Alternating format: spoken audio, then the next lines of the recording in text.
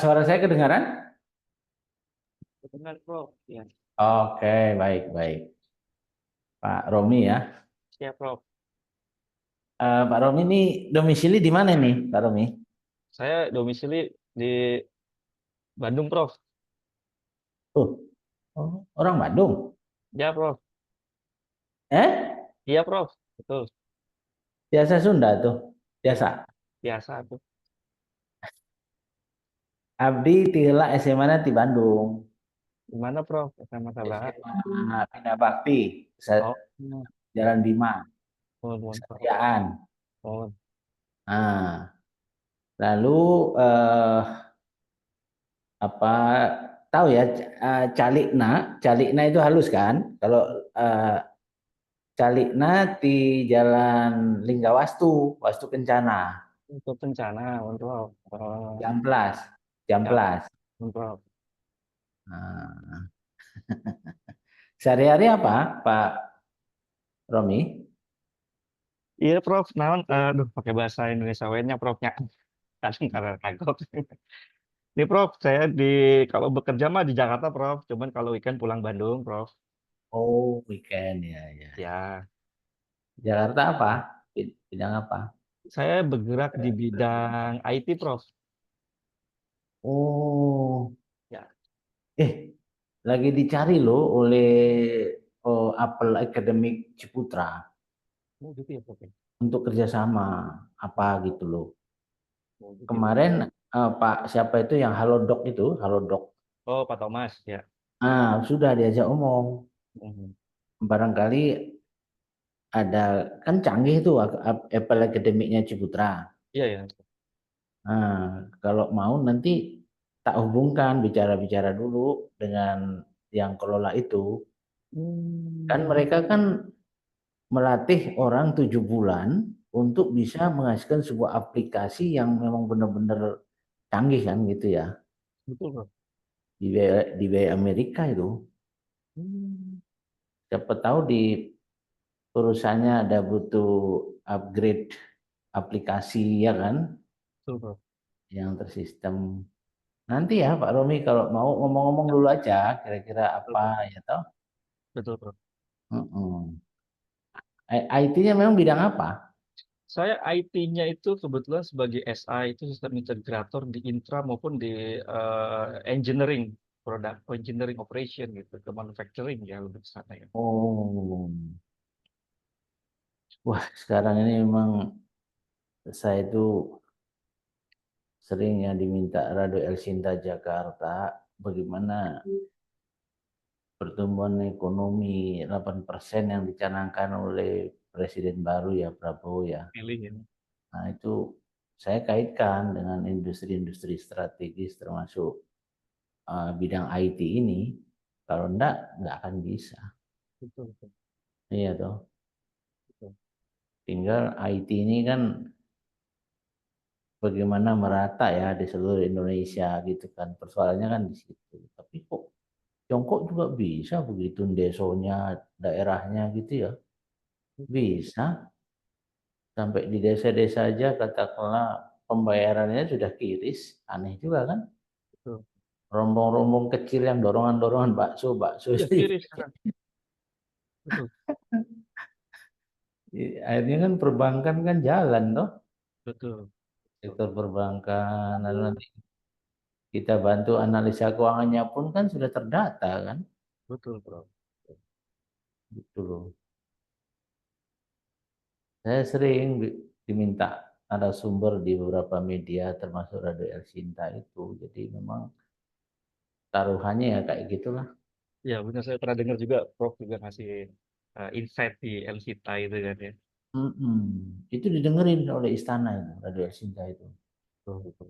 polisi-polisi itu. Kemarin dikait Radio El Sinta tanya kaitan makan pagi siang gratis itu pada kaitan dengan eh, pengentasan kemiskinan kan kemarin hari hari pengentasan kemiskinan dunia kemarin 17 Oktober. Hmm. Jadi dunia mempunyai suatu kesepakatan bagaimana mengentaskan kemiskinan dunia loh ya. Tapi kok tata Ya, ekonomi dunia sering tidak fair kan antara blok barat sama ini blok non barat ini kan. Akhirnya saya nulis itu. Barusan saya nulis nanti dicari di China Radio International. Saya nulis tentang bridge, blok bridge tahu ya bridge ya yang berhasil aja. oh itu saya nulis tuh. Sebelumnya saya nulis tentang dedolarisasi. Oh, dedolarisasi. Oh ya ya. Ya. Iya. Wah, saya tulis tuh bisa di searching itu ada. Saya suka nulis tuh artikel Hmm, itu. ya dedolarisasi betul. Beberapa negara sekarang Jadi sudah nggak pakai dolar lagi ya. iya, karena Karena ya, dagangan mereka. Ya. iya uang kawasan, Ya. uang kawasan. Jadi kedaulatan rupiah dan sebagainya. Makanya ini Indonesia kan belum masuk, Belum. tapi Pak Jokowi sudah memberi sinyal kan. Nah, saya dukung dalam sebagai sebagai apa ya pengamat ekonomi saya mendukung segera masuk. Ngapain kita dengan blok barat ciptakan ketergantungan terus kok? Nggak pernah ada kita mau hilirisasi mau produksi domestik eh, dikalahkan oleh WTO. Iya. Kemarin bertarung di WTO ya, Prof. Itu pun itu pun saya berpendapat itu udah forget it lah WTO ya kan. Iya. Kita udah tahu siapa di dalamnya udah kita mainkan aja kekuatan ASEAN yang kita kan terkenal di ASEAN ya kan. Iya. Prof, mau tanya sedikit dong, Prof. Kenapa? Mau tanya sedikit, Prof. Ya, Itu nanti kira-kira kan ini kelihatannya teman-teman juga speednya juga cepat nih, Prof. Itu kira-kira promotor itu dibagikan kira-kira kita bisa tahu itu di minggu keberapa ya, Prof? ini kan masih semester 1 ya. Betul. Nah, nanti Kira-kira masuk semester 2 mulai Februari kan masih ada mata kuliah pilihan. betul. Mau milih marketing atau finance. Betul. Nah, setelah itu eh, teman-teman kan sudah punya draft yang lebih fix dari judul disertasinya. Iya. Jadi judul disertasi itu kan kita sudah bisa baca arahnya kemana, ibarat variabelnya kemana, metodologinya kemana, dan seterusnya. Nanti kita seleksi eh, koneksitas dengan kompetensi dan kemampuan yang cocok oleh promotor dan kopromotornya. Baik. Jadi praktis menjelang menjelang akhir semester 2. Oh, gitu ya, Prof. Ya. Ya, baru ada promotor dan kopromotor. Ter-SK-kan itu nanti. Oh, ada. Nah, ini Baik. udah banyak yang hadir ya, berapa nih? Baru 4. Ini sepertinya teman-teman apa salah ruangan apa ya? Kenapa? Apa mungkin teman-teman salah ruangan ya? Ini soalnya baru saya sama Pak Dio ini yang baru hadir nih. Tuh, Harusnya kan teman-teman mereka udah tahu kan, tinggal lihat di grup WA di atasnya ya itu ya. betul grup WA di atas itu. Ini Ah, berapa Danang udah masuk, Prof? Ya. ini siapa nih Pak Danang ya? Halo Pak Danang. Sore, Prof. Sorry, Prof. Tadi Sore. salah salah ruangan kita. Salah ruangan. Rame-rame Aduh, salah ruangan berjamaah kita, Prof. jangan nanti harusnya di hotel Pullman masuk di hotel J Marriott. Ah Iya, bahaya. salah ruangan semua ini kayaknya. Biasanya udah pada hadir lah nih kan hadir dah. Teman-teman udah pada masuk. Nah, ini udah pada hadir, Prof. Ya, Pak Danang ya. Salah kamar, Prof. Salah kamar, Prof. Sama Salah kamar. Makanya hati-hati. Mas Paskalis ya, Dio. Pak Budi, sore, Prof. Selamat sore, Prof. saya dengar nama Budi ini, wah ini jenderal ini, Budi Suseno. Ngeri, Prof. Ngeri, ngeri. Jenderal Bin. apa, Prof? Beda Ada nasib, Prof, Bu- sama Budi yang sana, Prof. Kenapa pakai buset ini? Kenapa buset? Budi Setiawan kan, Prof? Oh makanya. Kita tunggu ya, kan ada berapa? 20 ya? Iya, lagi pada ini, lagi perjalanan, Prof. Pada tadi Ya. salah kamar. 19 kita PPT, PPT saya clear ya, bisa dibuka ya di Ilen ya. clear, Prof. Bisa ya, bisa dibuka ya PPT saya di Ilen ya.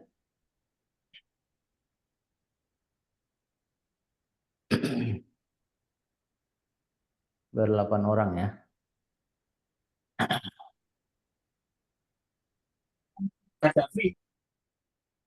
Oh ini Pak Agus. Salah kamar Pak Agus.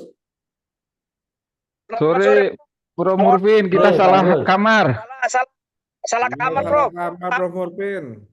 Syukurlah udah kembali ke jalan yang benar.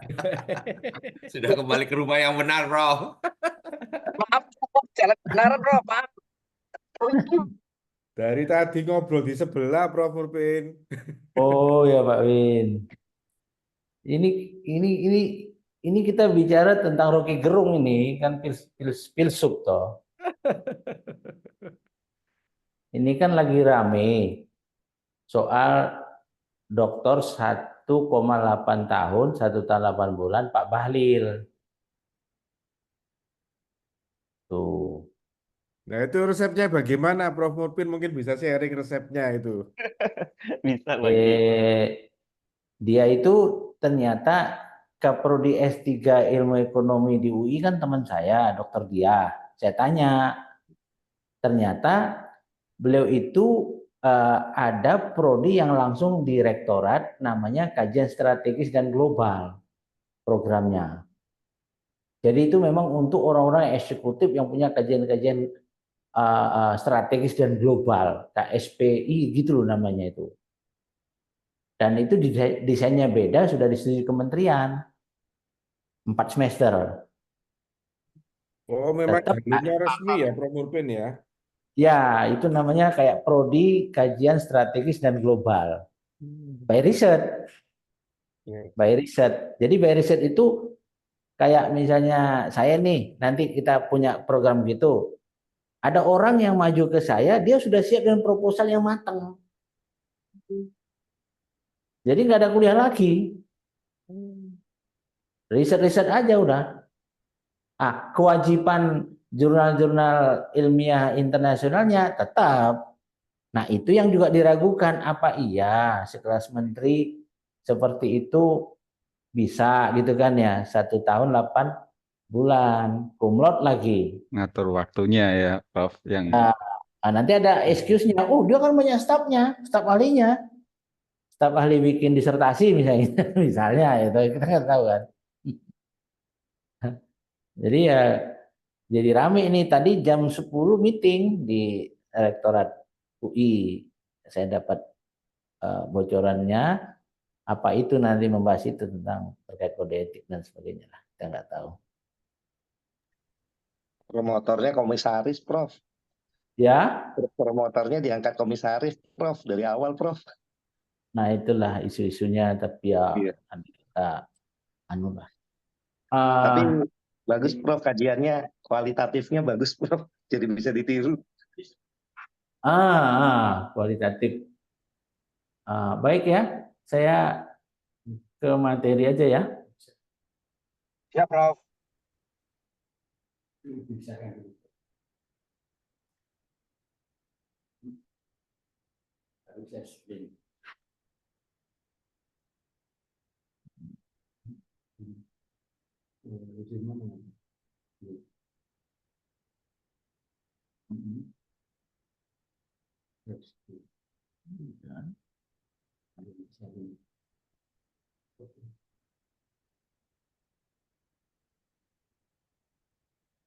Sudah dilihat ya? ya terlihat skrinnya, Prof. Baik. Ya, udah kelihatan ya. Jadi saudara ini giliran saya nanti week 5, 6, dan 7 ini adalah materi kompilasi lah dari Prof. Wirawan dengan saya gitu ya. Kita bicara filsafat, ilmu sosial itu orang sering cenderung bicara filsafat itu ya mencari kebenaran sampai ke akar masalahnya gitu ya. Jadi orang filsuf itu seringkali bilang kalau daun bunga kita di pot itu harusnya hijau jadi kuning, jangan disemir gitu loh, jangan di otak-atik daunnya gitu loh. Jangan-jangan ada akarnya tidak lagi memenuhi syarat, kandungan-kandungan di tanahnya tidak ada. Memang jadi harus ada pembongkaran, analisa gitu ya. Jadi memang praktisnya ya lihat akar masalahnya gitu ya, jangan hanya di permukaannya gitu kan. Nanti kita lihat fenomena-fenomenanya ya. Ini PPT ini agak beda ya, yang bukan beda, maksudnya tampilannya agak beda karena yang di PDF kan agak kaku dia ya. Sekarang kita lihat, suara saya clear ya? Clear ya? Clear, Prof. Oke. Bergema dikit tapi clear ya. Kenapa? Bergema dikit tapi clear. Oh iya. Nah sekarang kenapa sih di kelas S3 ini selalu diberikan materi filsafat sosial? Saya juga dulu S3 di UNER, profesor filsafat saya yang datang ngajar kami itu ya dari UGM ya waktu itu ya. Jadi sebenarnya filsafat ini ya membentuk satu pola pikir ilmiah, rasional, dan logis. Nah, kalau udah bicara pola, berarti kan terpola itu ya kan, ada patternnya. Sehingga seringkali kalau kita lihat pengamat-pengamat ekonomi di media di mana itu, dia sebenarnya belajar dasar aja, semua fenomena yang berkembang dia sudah bisa tafsir, bisa bicara, bisa ngomong apa aja di media, di TV, di radio gitu. Karena dia sudah terpola pikirnya, kalau ada masalah sesuatu itu sudah bisa dijabarkan gitu ya. Karena pemikirannya itu ya rentetan ilmiah, rasional, dan logis gitu ya. Nah ini apa? Ini untuk membantu memahami dasar-dasar ilmu sosial, mengembangkan kerangka kerja analitis. Bayangkan kalau misalnya kita menyusun renstra sebuah negara, provinsi, kabupaten, perusahaan, perguruan tinggi misalnya, sementara kerangka untuk menyusun renstra sendiri kita nggak tahu, atau naskah akademik rentetannya kita nggak tahu, kan cilaka gitu kan ya. Misalnya begini, saya pernah menyusun renstra kota Surabaya sebelum zaman Bu Risma ya, dengan tim dari Ubaya. Disitulah kita dalami menyusun renstra, artinya kerangka berpikir yang analitiknya itu, kita pikir, apa sih value di kota Surabaya ini? Surabaya ini kota arek atau kota dagang atau kota pendidikan sih? Lalu kita inventarisir value-nya. Nah itu yang menyusun itu ada tim budayawan, yang mengerti sejarah kota Surabaya, kenapa harus terbentuk Surabaya, kenapa, bagaimana peralihannya gitu kan ya, dari kolonial ke pemerintahan Republik Indonesia. Setelah ada value, mimpinya dulu apa sih kota Surabaya ini, kira-kira gitu ya. Maka kalau mimpi itu kan diterjemahkan dalam redaksionalnya visi gitu ya.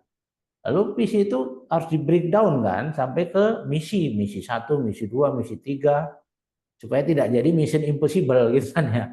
Setelah misi itu baru bagaimana itu apa ya, dibuatlah ya SWOT analisis, lalu matriks SWOT-nya, lalu ada isu-isu strategisnya, baru ada agenda-agenda pilihan strategisnya. Makanya itulah disebut rencana strategis. Kira-kira itu semua orang berpikir filsafat juga ya waktu itu ya, waktu kami. Lalu kita bilang loh, renstra dulu itu semua disusun top down. Loh, bagaimana dong daya ungkit, daya dukung dari stakeholder? Akhirnya kita berpikir, oh iya ya, terus kita undang aja paguyuban Stren Kali, paguyuban pedagang kaki lima kota Surabaya, kita undang 5 hari itu di hotel di Tretes itu, supaya ada daya dukung. Jadi artinya gagal tidaknya renstra itu ya tidak hanya kegagalan government, tapi juga semua stakeholder yang terlibat di kota ini, kira-kira gitu. Itu sudah berpikir seorang yang menguasai filsafat ya sebenarnya. Lalu menjembatani teori dan praktek. Bapak Ibu sering saya tanya misalnya, masih ada terasa nggak bahwa kita akademis ini dianggap orang, lu praktek doang tuh, teori aja tuh, ahli perpustakaan, ahli riset, tapi dalam praktek implementasinya nol. Kira-kira kalau nanti saudara rekan-rekan jadi dokter kan ilmuwan nih PhD. Kalau ada yang meragukan, kamu teori aja itu, prakteknya nggak jelas misalnya. Kira-kira gimana itu jawabannya? Untuk mengkanter itu. Silakan, Bapak Ibu. Kan kita praktisi juga, Prof. Ya, gimana? Kan kita praktisi ya. Praktisi juga kita. Oke lah, combine ya. Karena background praktisi, dokter, PhD gitu ya. Iya, Prof. Ya gitu. Tapi yang teman-teman yang di sini ada background dosen misalnya gitu, edukasi. Kira-kira bagaimana menjawab itu?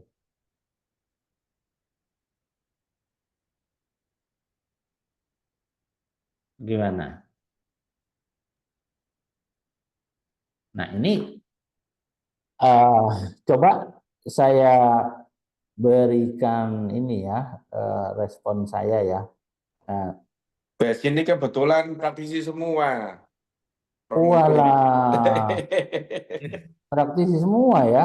Iya, ada yang kerja di kampus tapi juga struktural, Pak. Jadi, Pak, Prof. Mulpin praktisi semua teman-teman. Oke. Jadi begini, saya pandu aja ya supaya nanti nggak lagi dikotomis gitu ya. Ya. Sama dengan mana sih duluan telur dan ayam? Ayo, ini baik akademisi maupun praktisi harus jawab ini. Baik secara agama maupun non agama. Ayo, mana dulu telur dan ayam? Kalau secara kalimat guyonannya kan mana duluan telur dan ayam ya? Telur Telur Pak, dulu. telur gitu kan. Tapi kan arahnya bukan ke sana gitu kan. Kira-kira gimana itu? Mana telur dan ayam? Biasanya yang agama Kristen bisa lebih menjawab ini sebenarnya. Yang Muslim juga mungkin ada jawabannya karena filsafat ini kadang-kadang begitulah. Dia berada di atas, kadang-kadang berada di atas agama, kadang-kadang pemikirannya loh ya, kadang-kadang berada di bawah atau setara, kadang-kadang begitulah. Dalam konteks tertentu loh ya. Ada yang jawab? Halo? Ini kita discuss saja ya. Kalau berdasarkan agama ya binatangnya dulu, ayamnya dulu. Kenapa? Karena Tuhan menciptakan binatang. Kalau menurut Oke. agama ya. Ya. Dan saya tambahkan kan waktu Nabi Abraham itu diberitahu akan ada air bah, dia kan langsung buat kapal di gunung itu ya, Pak ya. Nabi Nuh, Prof. Sorry, Nabi Nuh. Dia buat bahtera besar. Itu kebetulan yang dikumpulin kan binatang-binatang kan, Ya, bukan betul, Prof. telur-telur. Iya toh? Ya, Prof. Lalu banjir bandang, ya kan? Banjir bandang. Jadi telur dinosaurus apa semua habis semua itu. Karena dinosaurus nggak cukup waktu itu tempatnya. Gitu ya. Jadi setelah air bah, ya mereka kawin di bahteranya itu, ya berarti ayam dulu. Benar ya Pak dari Batam ini. Ya kira-kira Prof. begitu ya. Nah sekarang kalau kita bicara teori, antara teori dan praktek, itu di dalam pemahaman filsafat ini ya teori itu saling melengkapi, bahwa teori itu berfungsi sebagai kerangka konseptual yang memberikan pemahaman kita tentang fenomena tertentu. Nanti dalam disertasi pun ada itu. Nah, sementara praktek adalah implementasi nyata dari teori tersebut dalam konteks kehidupan sehari-hari. Jadi dia situasional spesifik. Nah, sekarang kalau kita lihat misalnya teori sebagai panduan untuk praktek. Jadi banyak sekali orang penyimpangan dalam praktek sehari-hari, bisnis sekalipun, itu bisa biasnya udah terlalu lama, terlalu panjang, karena memang tidak punya dasar teori yang kuat. Artinya apa? Teori itu menawarkan suatu pedoman umum, konsep, prinsip, yang harus diadaptasi tentunya dalam praktek keseharian, situasional. Gitu. Nah, kalau praktek saudara ya. Praktek itu sebenarnya menguji teori tersebut dalam konteks nyata, dalam kompleksitas yang ada gitu kan, dalam dinamika dunia nyata gitu. Jadi nanti dalam disertasi pun saudara-saudara menemukan sebuah kejanggalan teori yang tidak lagi sesuai. Nah, itulah gap teori. Dari mana kita mengetahui gap teori? Dari sintesa teori. Nanti diajarkan oleh Prof. Agusti. Nah, disitulah novelty yang kita temukan untuk calon disertasi kita. Tadi udah mulai nanya ke saya tadi, kapan Prof ditunjuk promotor dan kopromotor gitu ya. Jangan buru-buru dulu.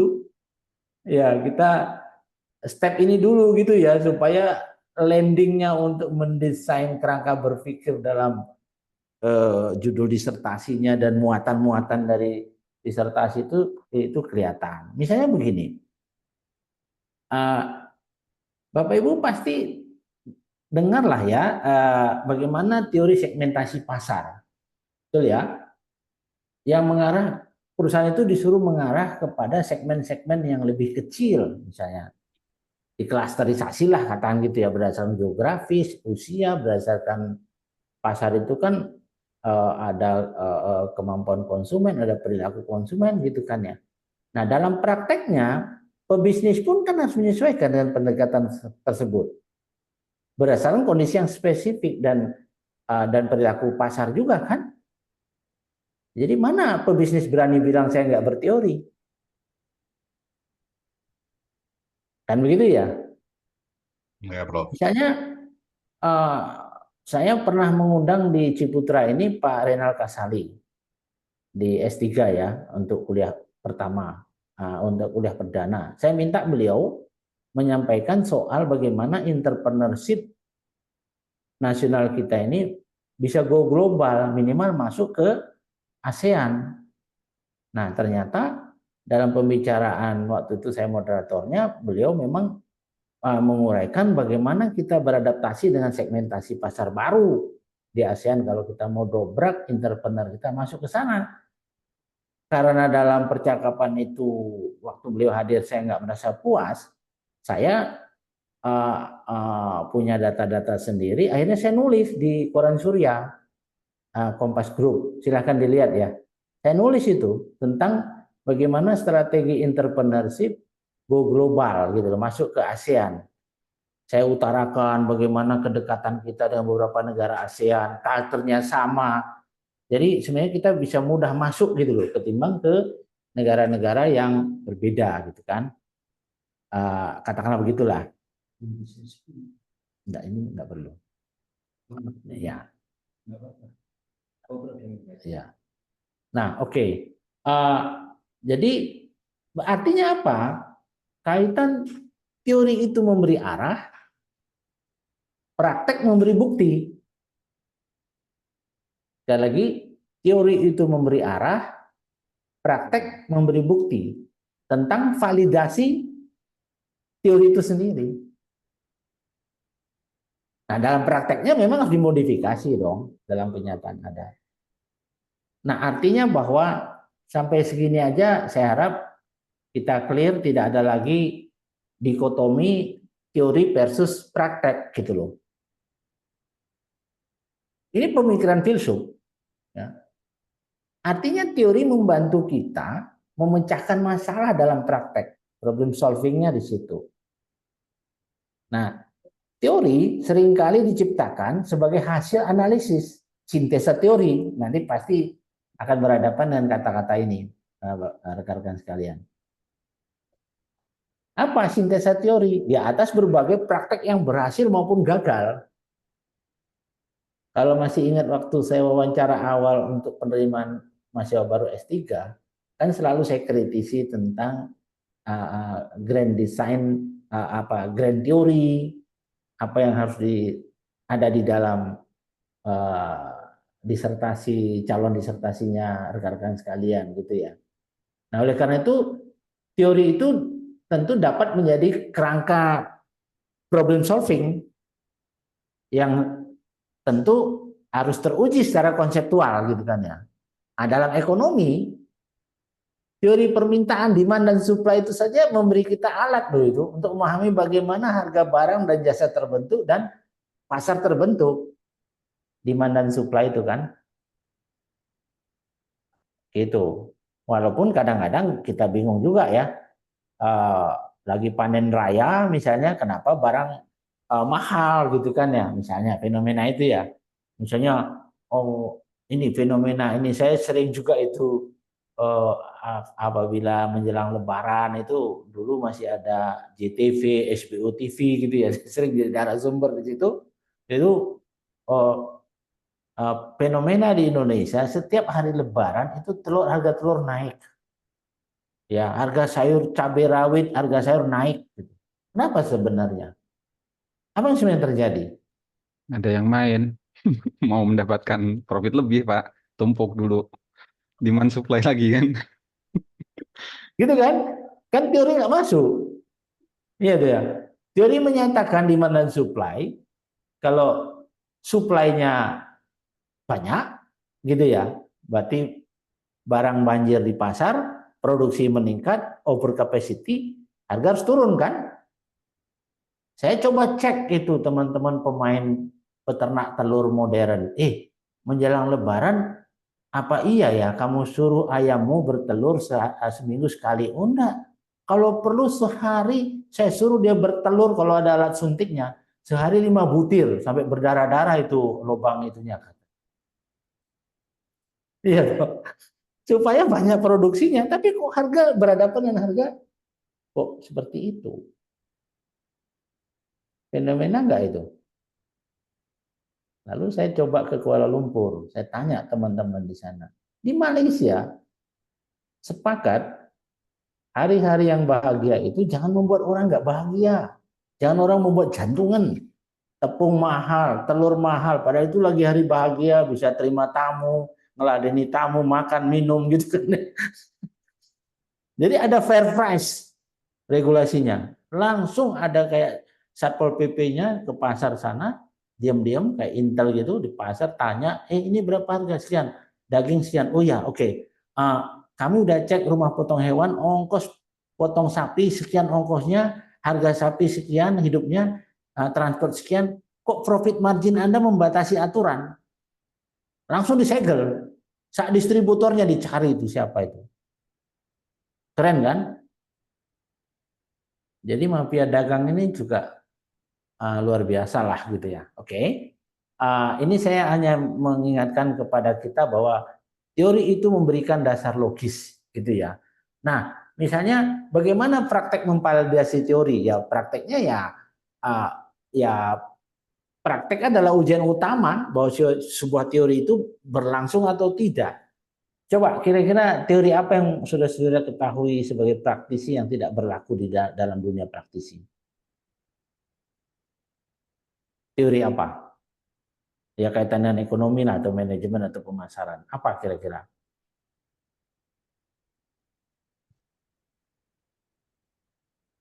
Ada nggak? Atau di pelayanan publik lah. Apa misalnya?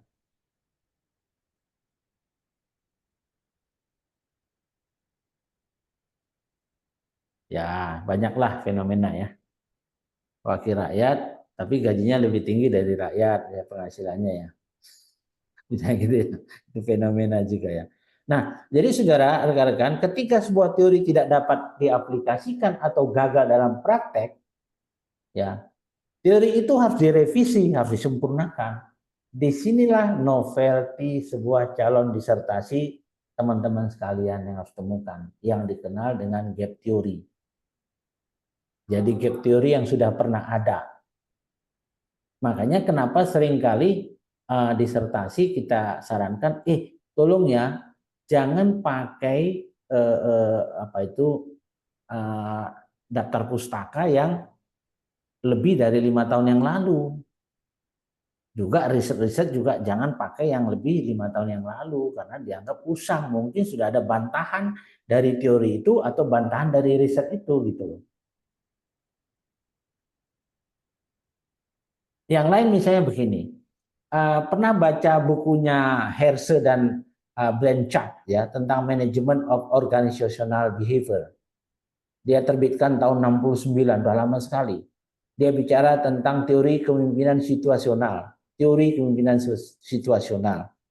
Dia mengajarkan bahwa gaya leadership itu harus disesuaikan dengan tingkat kesiapan dan kematangan tim, teamwork. Tapi apa? Dalam prakteknya, seringkali pemimpin yang berhasil justru menerapkan teori yang mana harus mengenal dinamika tim, menyesuaikan dengan style dari leadership, dengan kondisi yang nyata gitu kan. Bicara itu. Sementara teori yang tadi tahun 69 itu bicara tentang kesiapan dan kematangan tim. Berarti kompak, kematangan. Apalagi sekarang ini, zaman sekarang ini banyak milenial bilang, saya tanya, definisimu tentang loyalitas bekerja satu perusahaan apa? Berubah, Prof, apa? Saya akan loyal di mana saya dibayar lebih mahal dan diberi fasilitas lebih mahal. Jadi udah tentang itu sudah sweet memory aja itu. Oh, saya bekerja lama di sini walaupun gaji saya di bawah UMR, misalnya gitu ya. Karena pemimpinnya baik, udah sini kayak saudara gitu, enggak. Gitu ya, kira-kira begitu ya. Baik, sampai di sini dulu. Apakah ada pertanyaan? Saya memang betul-betul menekankan aspek ini ya, karena teori itu memberikan fondasi, tetapi praktek memerlukan adaptasi, fleksibilitas. Artinya jangan menyepelekan teori dong. Teori itu bisa membantu menghasilkan praktek yang konsisten. Seringkali kan teori itu kan harus berlaku umum. Kalau enggak ya dalam konteks bisnis atau teori strategis bisnis pun itu memungkinkan perusahaan merumuskan langkah yang terukur. Kalau ada landasan teori yang kuat, orientasi yang kuat. Bukan hanya keputusan jangka pendek, dia selalu berpikir jangka panjang, bagaimana reaksi pasar, bagaimana tekanan eksternal gitu ya.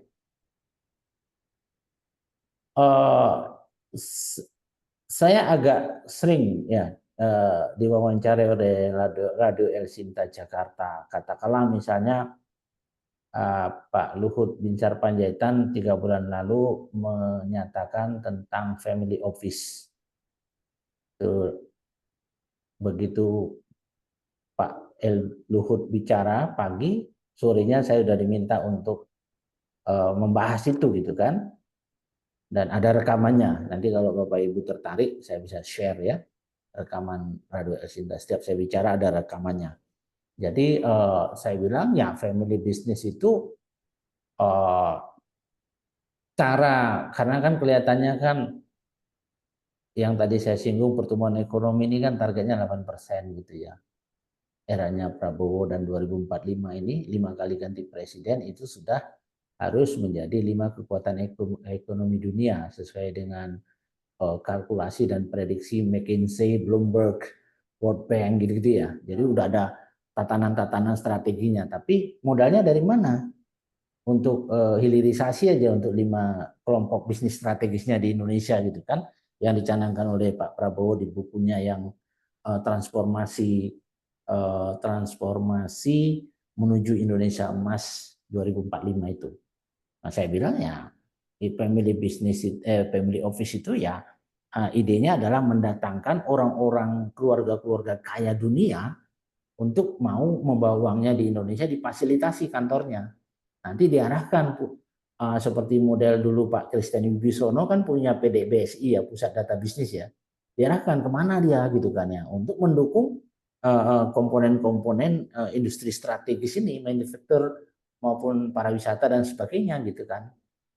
Nah, saya punya data-data itu saya lontarkan semua dan juga saya katakan tidak mungkin orang-orang kaya sekali berdunia katakanlah Elon Musk yang punya 4.000 triliun sekian dananya kalau dirupiahkan, bagaimana dia mungkin mau masuk ke dalam family office yang dicanangkan entah nanti di Jakarta atau di IKN kalau orang-orang kaya di Indonesia sendiri senangnya menempatkan uangnya di Singapura, kan terkenal tuh. Ya, menempatkan uangnya di Swiss, menempatkan uangnya di Panama, sehingga kasus Panama Papers. Siapa tahu Panama Papers kasusnya? Dokumen yang bocor dulu, Prof.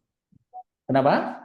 Dokumen yang bocor kemarin itu ya Panama Papers yang menyebutkan penempatan uang di bank-bank Panama itu. Jadi itu praktek pengemplangan pajak yang ditelusur oleh media terkenal Jakarta, dan majalah Tempo juga ikut selama setahun menelusur itu, dan ada list nama-nama siapa saja seluruh dunia termasuk di Indonesia siapa yang mengemplang pajak itu. Dan itu saya jadi repot juga pada masa itu ya, untuk bicara di TV ini, di radio ini pada waktu itu, dan saya cari data-data juga dari teman-teman. Jadi prakteknya Panama Papers itu misalnya saya nih ya Murpin, tahu-tahu di Panama sana nama saya jadi Smith.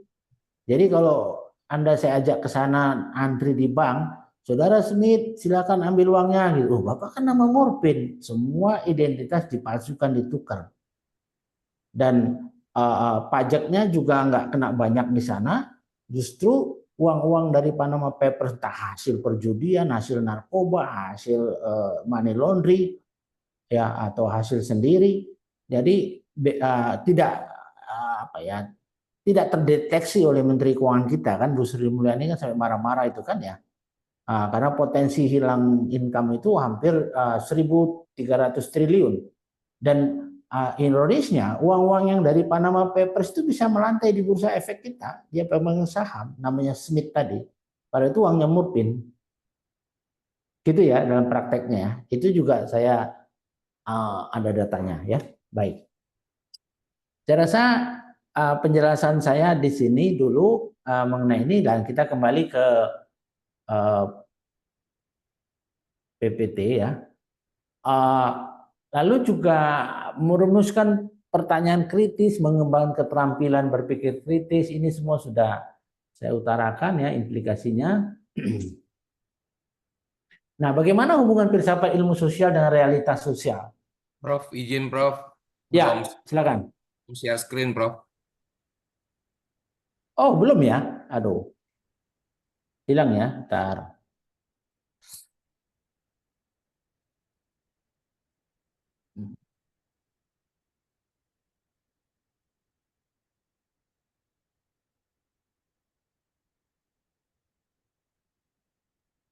Loh, itu belum kelihatan? Halo? Tadi udah, sekarang hilang. Kelihatan PPT belum slide, Prof. Bentar.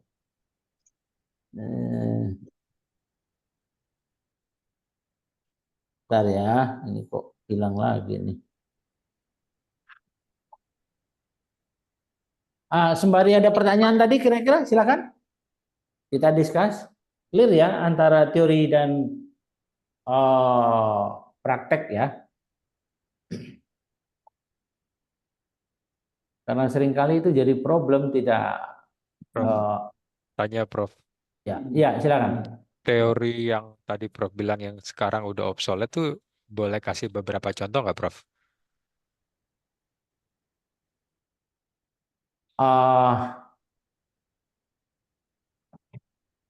Mungkin hasil riset aja ya. Kalau teori sih banyak ya. Tadi salah satunya teori pemimpinan situasional yang katanya keberhasilan pemimpin itu tergantung dari kekuatan dinamika tim, tapi ternyata tidak hanya cukup itu ya yang tadi saya utarakan gitu ya. Oh, itu jadi udah nggak terlalu baik dipakai yang situational leadership tadi ya?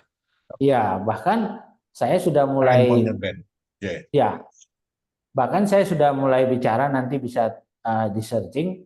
Saya bicara tentang strong leadership dan servant leadership. Itu yang bisa menguatkan dalam sektor apapun, baik di dalam government maupun dalam bisnis. Ada beberapa model leadership yang saya coba utarakan ya di beberapa media. Ada rekam jejaknya di googling bisa. Oke, Pak? Ya. Ya, oke. Boleh Nah, nanya, sebenarnya Prof? servant leadership itu sebenarnya itu konsep dari government ya, yang melayani kan, aparat pemerintah yang melayani, tapi kan kadang-kadang rakyat justru takut datang ya toh, padahal yang harus dilayani masyarakat gitu kan ya. Nah, seperti itulah ikut dilematisnya situasi yang ada gitu. Baik, sekarang bagaimana hubungan filsafat sosial dengan realitas sosial gitu kan. Nah, realitas sosial ini mencakup segala sesuatu yang terjadi dalam konteks sosial yang terbentuk di interaksi antara individu, kelompok dan lembaga-lembaga sosial. Itu seperti itu kaitannya gitu ya. Lalu meliputi juga segala sesuatu yang ada dan berlaku dalam konteks sosial dalam bentuk norma-norma, nilai, praktek-praktek sosial dan diakui oleh anggota masyarakat. Lalu juga filsafat ilmu membantu kita memahami dasar-dasar ya, prinsip-prinsip dan implikasi dari realitas sosial. Realitas sosial itu kadang-kadang negatif, kadang-kadang positif, kadang-kadang kita nggak setuju, kadang-kadang kok masih seperti ini dan seterusnya ya. Misalnya begini, ini kan realitas sosial nih. Ada pengamen, ada orang main musik tidak di panggung, di jalanan, ada ondel-ondel gitu kan ya. Dia sudah mengkomersialisasikan budaya tetapi dengan cara-cara seperti ini, bahkan ada manusia tahun-tahun 70-an kan enggak ada seperti ini. Gitu kan. Ini sebuah mau dibilang ironis atau bisa juga diapresiasi gitu ya. Seperti ini. Ini realitas sosial. Lalu juga siapa yang pernah ke Wamena ya, saya pernah. Kalau dulu saya terbang dari Jayapura itu naik Hercules itu ya kira-kira 30-40 menit ya, zaman itu cukup mahal. 1 kilo aja bawa barang itu 50.000 zaman itu, sehingga di Wamena itu semen 1 sak itu harga di Jayapura katakanlah dulu itu 100.000, sampai di Wamena harga semen 1 sak itu udah 500.000. Nah, bayangkan. Nah, ini ada suatu realita di Wamena itu saya lihat sendiri bagaimana orang di sana kalau berduka, tanda duka citanya itu pertama dia tidak boleh tinggal di komunitas kumpulan honai-honai di sana, dia harus berada di luar dari desa itu, dia bikin honai sendiri kecil lalu dia menangis sejadi-jadinya berhari-hari di situ plus potong jarinya. Jadi kalau di pasar kita lihat orang sudah jarinya seperti ini, seperti yang paling atas ini, berarti dia sudah mengalami duka cita yang mendalam sekali. Kalau 4 berarti duka cita yang mendalam 4 kali atas keluarga dekatnya. Nah, mungkin sudah pernah dengar ya Bapak Ibu sekalian ya, suku Dani ini ya. Ini realita. Ada yang komentar di sini? Halo? Iya gimana bro? Ini kan realitas sosial. Iya. Kita kan bicara realitas sosial. Karena kan filsafat bagi mereka ini kebenaran hakiki. Iya, ya. Beginilah cara untuk merefleksikan duka cita. Kalau kita kan di kota, maaf kata, mayat masih ada di rumah duka, kan orang sudah mulai makan, minum, bahkan main kartu, ya kan ya. Ada yang minum arak, gitu-gitu. Iya kan? Seperti itu. Nah, oke. Kalau begitu, tadi saya menjelaskan tentang fenomena sosial yang ada, gitu kan. Nah, dengan menggunakan kerangka konseptual, maka kita udah bicara epistemologi, metodologi, teori sosial, etika penelitian dalam filsafat ilmu sosial, dan lebih mendalam memahami, menafsirkan dan menjelaskan realitas sosial yang kompleks itu tadi. Kan kompleks sekali itu. Kenapa harus menyakiti diri, ya kan ya? Walaupun ada yang berduka, ya toh, keluarga dekat gitu misalnya. Kita sulit menjelaskan itu, gitu kan? Karena mereka merasa itu berlaku di kelompok mereka dan turun-temurun sudah digunakan. Lalu filsafat ilmu sosial membantu mengeksplor implikasi filosofis dari temuan penelitian dan mempertimbangkan konsekuensinya epistemologis dan etis ya dari pengetahuan sosial yang dihasilkan. Nah, dengan demikian filsafat ilmu sosial tentu memainkan peran penting ya dalam membimbing, memperkaya pemahaman tentang realitas sosial yang ada di sekitar kita maupun ada di negara kita gitu. Nah sekarang ini realitas. Bagaimana kita lihat ada kaya dan miskin, kota dan dalam kota pun ada orang miskin kota gitu kan ya. Kita lihat realitas yang positif, kita berbeda agama, suku bisa bersatu, itu kan realitas juga gitu kan ya. Kan banyak negara perbedaannya cuma sedikit tapi perang terus gitu kan ya. Nah, lalu sekarang kita lihat kalau begitu kita mulai bicara tentang epistemologi. Tadi kan saya singgung di atas epistemologi. Nah, itu sebenarnya salah satu cabang filsafat. Dia mempelajari pengetahuan, asal-usul, validitas, dan ruang lingkup. Jadi episteme itu pengetahuan, logos itu ilmu. Jadi sorry karena memang kalau di S3 yang vokasi, ini tidak akan diberikan mata kuliah ini. Karena kita ini S3 kita PhD, filosofi, ya kita harus mempelajari yang seperti ini gitu ya. Nah, epistemologi acuannya ya memperoleh pengetahuan tentang realitas sosial. Gitu. Bisa jadi pengetahuan muncul dari realitas sosial itu.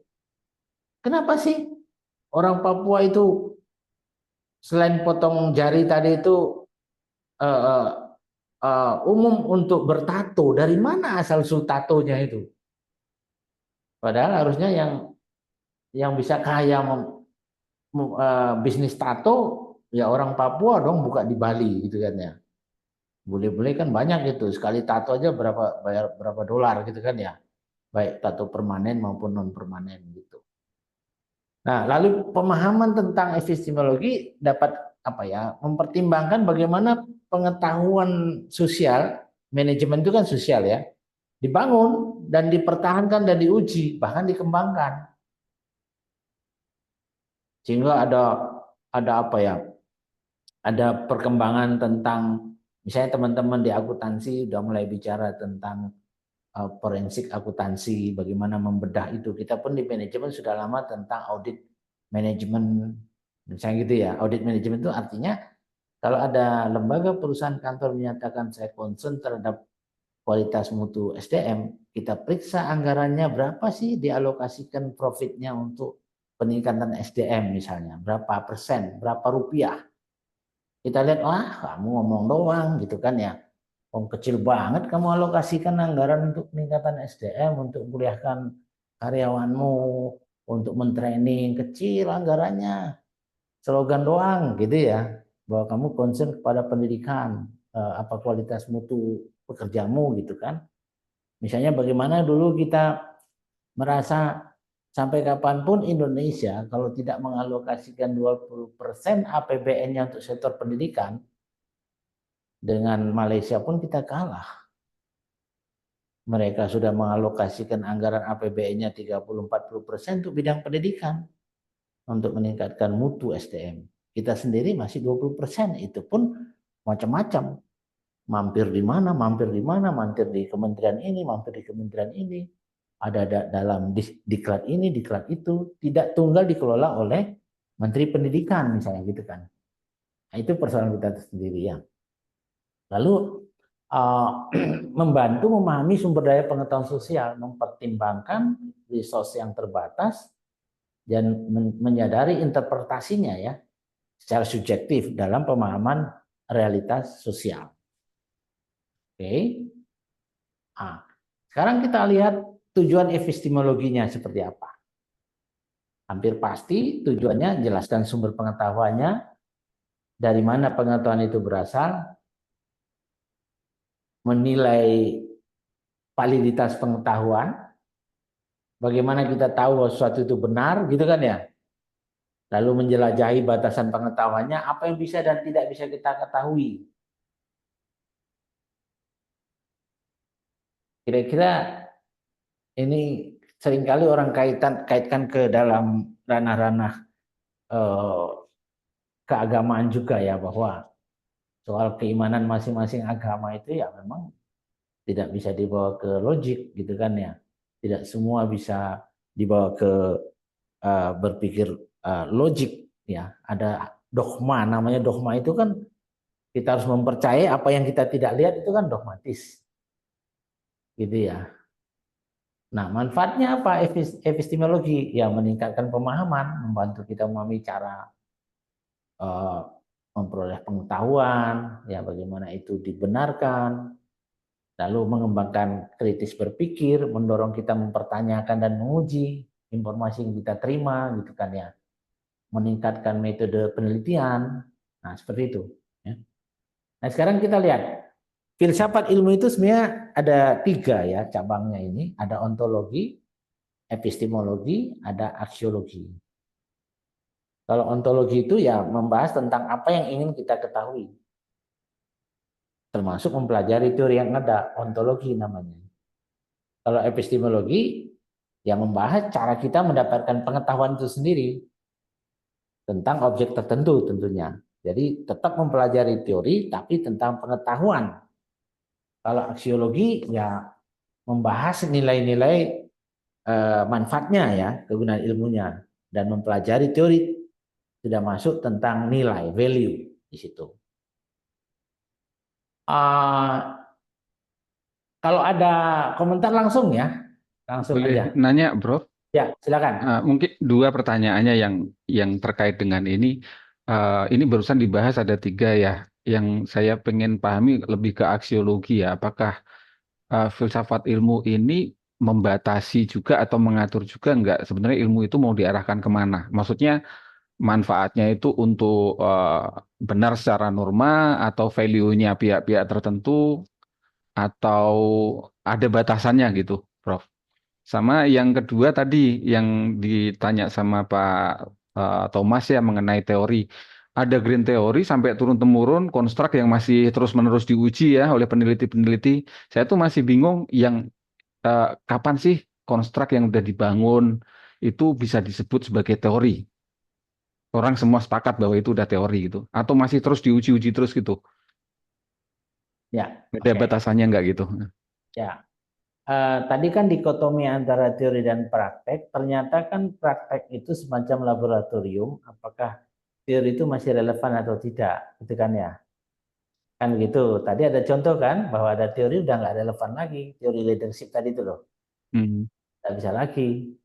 Bahkan kalau ada teori tentang loyalitas, mungkin udah berubah kan, yang tadi saya sampaikan contohnya. Generasi baru lagi.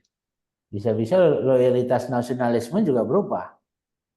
Dia merasa kecewa terhadap negaranya, dia pindah negara kan, misalnya, iya kan? Jadi rentetannya seperti itu.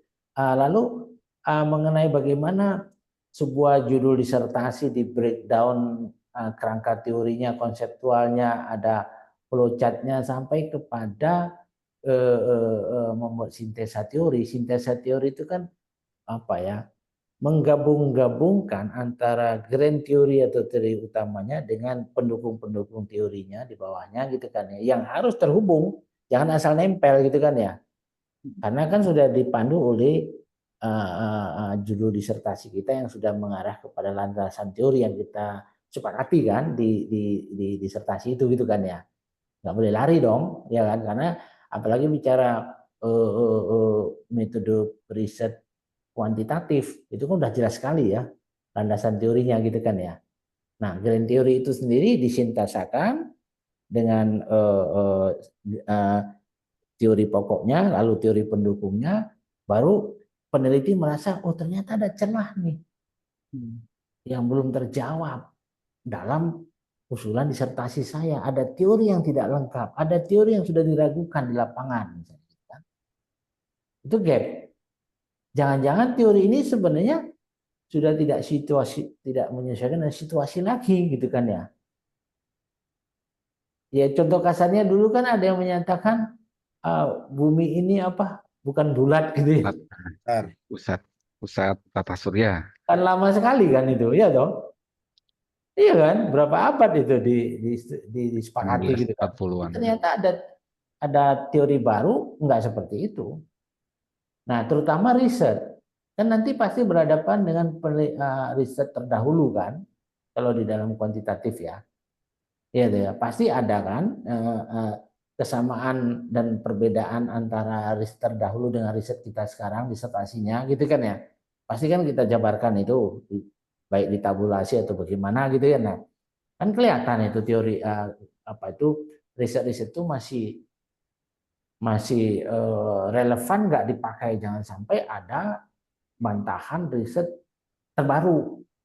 Contoh misalnya ada riset 10 tahun lalu dipakai oleh semua pengusaha ternak telur karena ada riset menyatakan ternak telur lebih profit dari ternak ayam pedaging misalnya 10 tahun lalu. Ya kan ya? Lalu muncul riset 2 tahun lalu menyatakan sebaliknya, bahwa lebih profit bisnis ternak ayam pedaging ketimbang ayam petelur. Kan ada komponen-komponennya. Mungkin harga pakan untuk telur udah naik gitu kan ya. Sehingga tidak lagi harga pokok penjualannya juga cost production jadi tinggi dan sebagainya. Sah-sah saja kan.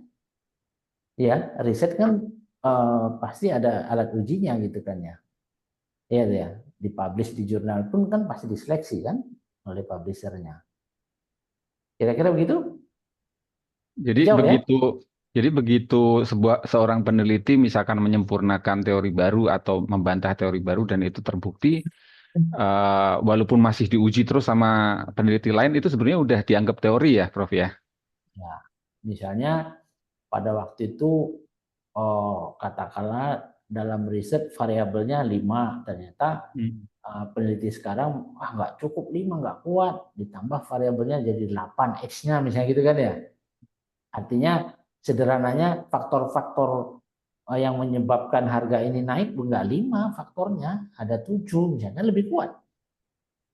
Berarti kan menyempurnakan riset yang terdahulu, ini bicara riset ya. Berarti kan ini novelty-nya muncul. Seperti itu. Tapi nanti jelasnya paling keren nanti ketemu Prof.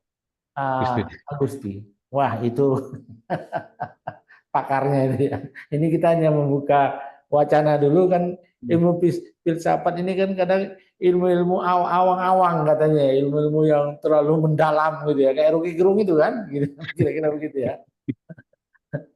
Oke ya. Baik. Makasih, Prof. Ya. Nah, sekarang kita lihat posisi dan keterkaitan, gitu kan. Nah, ini tadi antara ontologi, epistemologi, dan aksiologi. Jadi sebenarnya ini semua pengembangan ilmu pengetahuan ada di 3 komponen penting ini ya. Baik standar kebenaran sebagai acuan, ya, harus ada standar dong kebenaran gitu ya. Ontologi itu bicara realisme, idealisme, materialisme, gitu kan. Epistemologi itu bicara tentang objektivitas, konstruktivisme, subjektivisme, gitu kan. Isme-isme itu paham lah gitu ya. Aksiologi, intrinsik, extrinsic, value, moralitas, etika, dan estetika. Paham ya? Intrinsik, extrinsic itu ya, intrinsik itu nilai yang ada di dalamnya. Kalau extrinsic nilai yang ada di luarnya. Jadi kayak zaman dulu uang logam emas, nilai intrinsik dan emasnya sama, di kilo juga sama, nilai ditulis itu berapa juta harganya juga sama. Itu intrinsik dan extrinsic gitu ya. Jadi di situ yang kita jabarkan di sini, ontologi itu ya apa ya,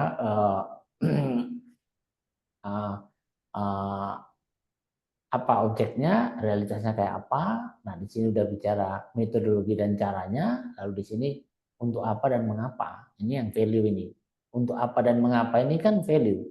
Riset pun kan disertasi kan pasti ada ya, tujuannya kemana sih tujuan riset ini gitu kan ya. Ada manfaatnya enggak? Nanti dalam rekomendasi disertasinya kan ada juga gitu kan ya. Mau kemana ini arah disertasinya? Nah, saya kaitkan dengan itu ya. Nah, sekarang kita lihat contoh epistemologi positivisme dan konstruktivisme. Tadi kan disinggung-singgung tadi ya. Jadi seorang peneliti misalnya menganut ini epistemologi positivisme. Nah, dia cenderung menggunakan metode riset kuantitatif yang berfokus pada pengukuran, generalisasi, dan verifikasi empiris. Jadi kayak memverifikasi fakta di lapangan, ya, fakta-fakta empiris gitu. Nah, seorang peneliti yang menganut epistemologi konstruktivisme lebih memilih metode kualitatif yang menekankan pada pemahaman mendalam tentang konstruksi sosial dan makna subjektif. Nah, di sini rekan-rekan izin saya minum dulu ya. Rekan-rekan nanti yang tadi saya cerita bagaimana memilih promotor dan kopromotor di akhir semester 2, maka ini bagian yang akan saya teliti usulan dari usulan dari judul disertasi rekan-rekan sekalian. Sudah harus kelihatan kemana arah metode risetnya. Kuantitatifkah, kualitatifkah, atau mixer? Artinya perpaduan antara kuantitatif dan kualitatif. Saya harap pemahaman tentang metode riset kuantitatif dan kualitatif harus cepat dikuasai. Izin, Prof. Ya, silakan. Prof, tadi Prof bilang nanti di akhir promotor itu kita yang pilih ya, Prof? Atau dipilihkan, Prof? Dipilihkan berdasarkan usulan dari judulnya dan berapa kerangka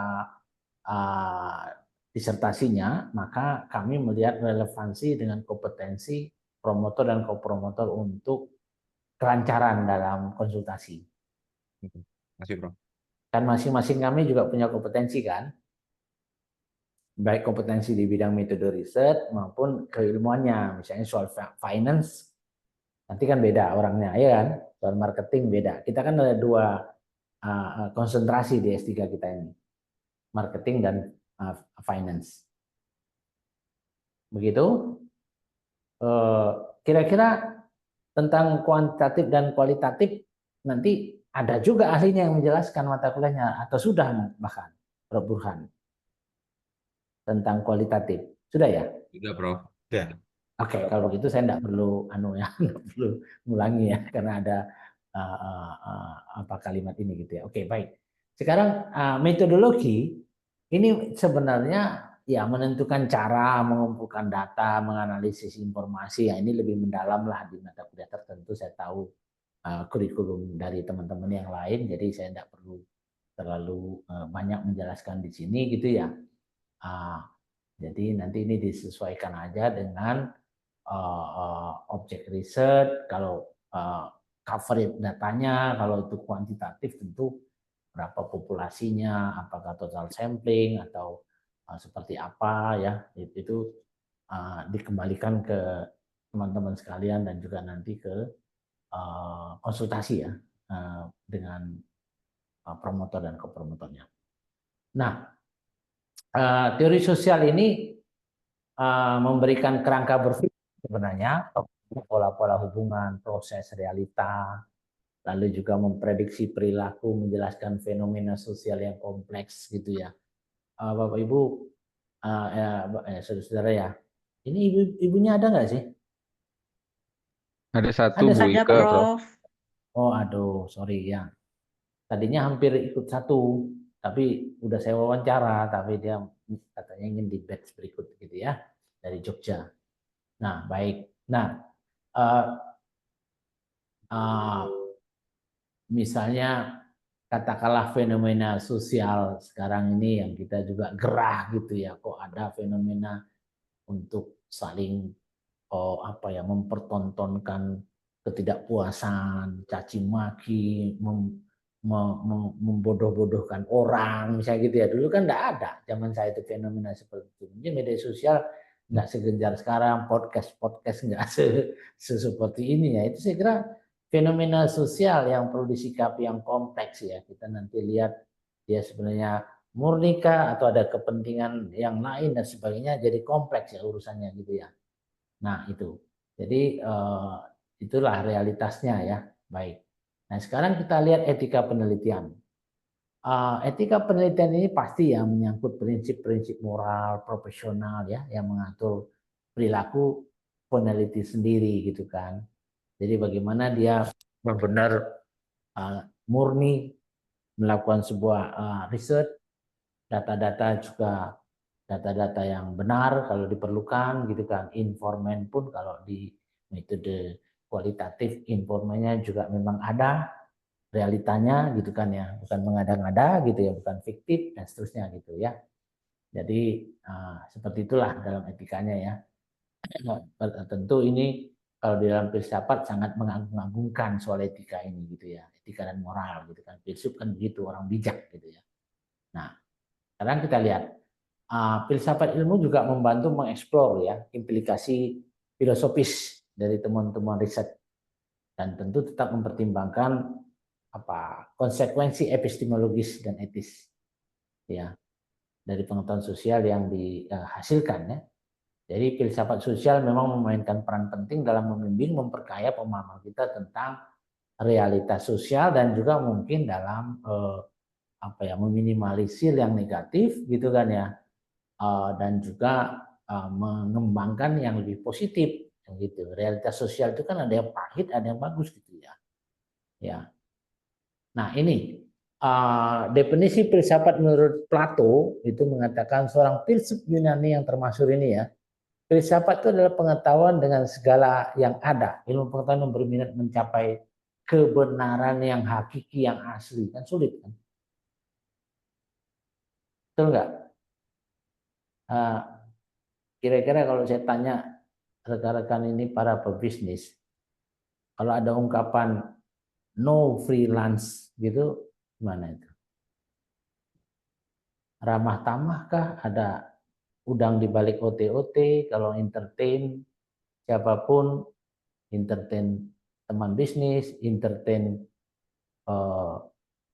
polisi, jaksa, hakim, siapapun orang pajak yang berhubungan dengan kita. Kira-kira gimana itu? Memang itu relationship jaringan sosial di antara keluarga kita aja, keluarga dekat. Apakah itu relationship yang murni, yang asli gitu? Kira-kira gimana itu? Ada tanggapan?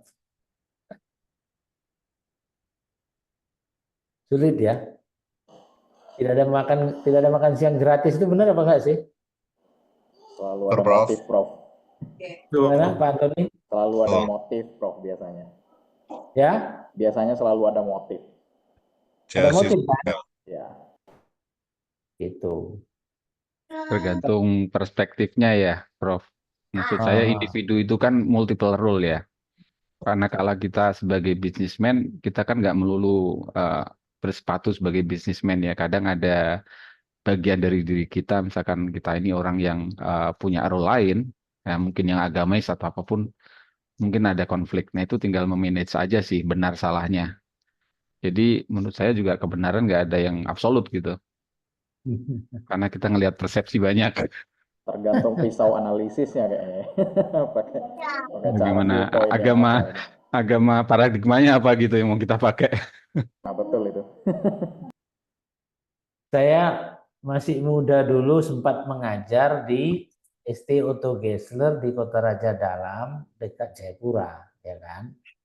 Maksud saya ada macam-macam suku waktu itu. Saya masih bujang.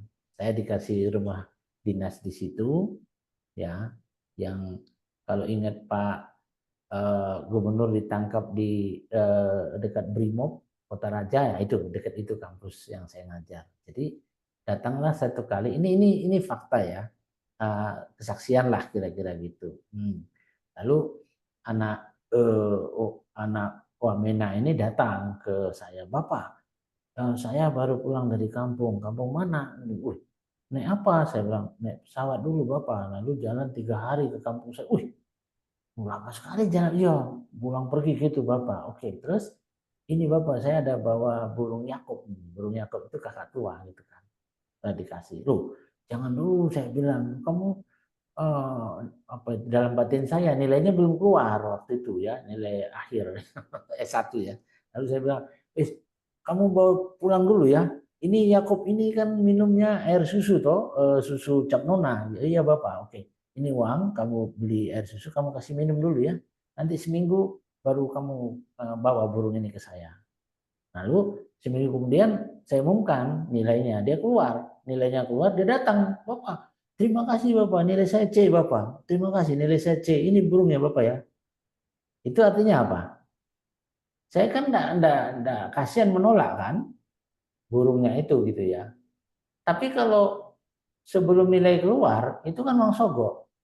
Tulus dia berarti Prof. Tapi kalau nilai sudah keluar berarti ucapan terima kasih kan? Ya. Beda nggak? Beda ya.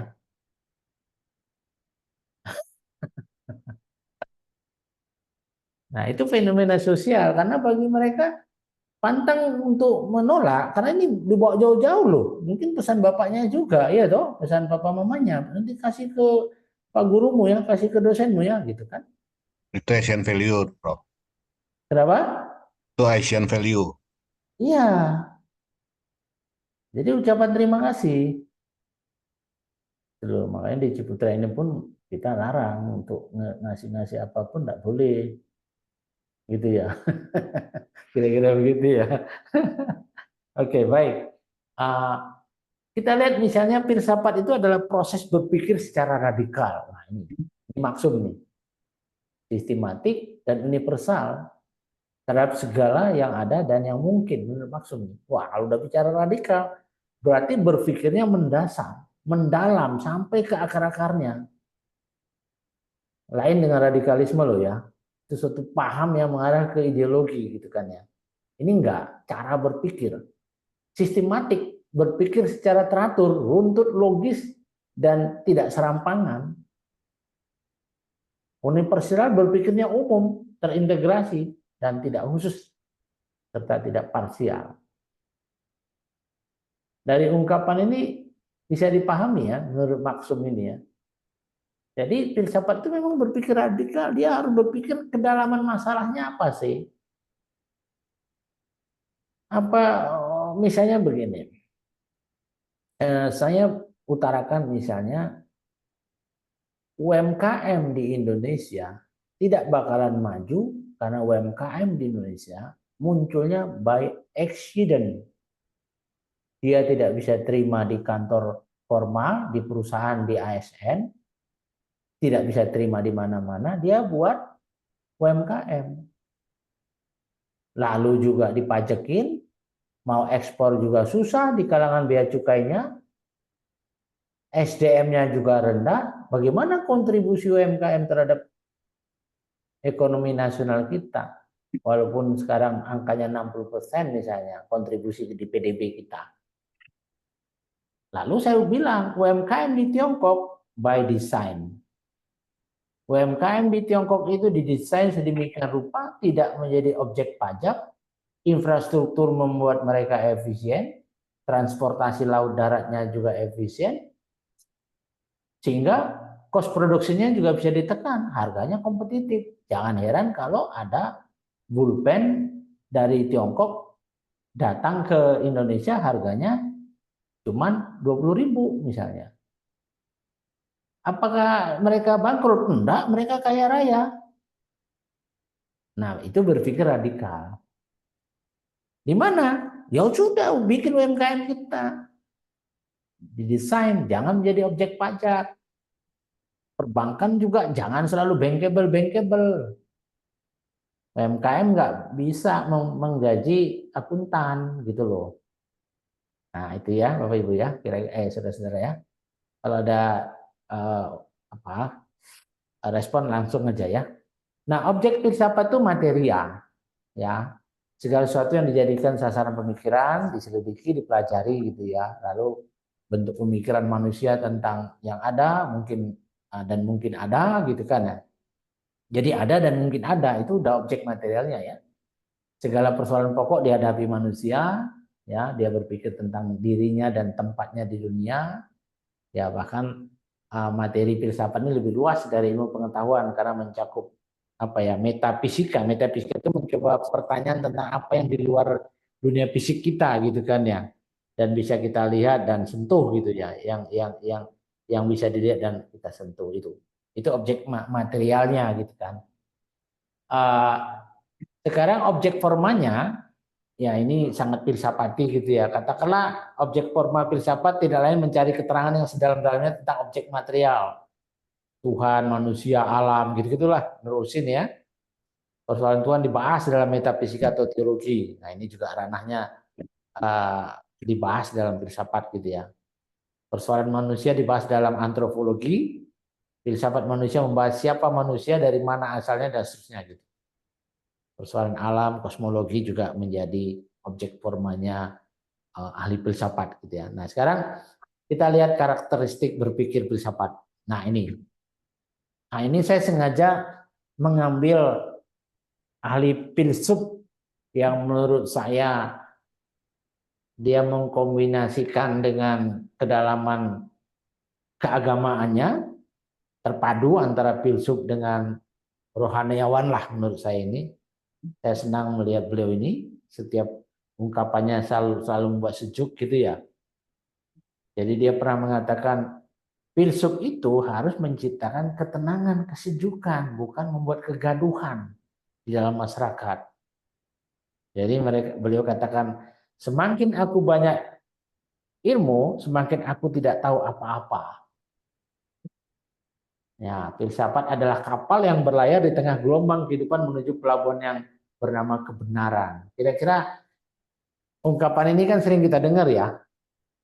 Halo, semakin aku banyak ilmu, semakin aku tidak tahu apa-apa. Kira-kira apa ini menurut beliau arahnya ini?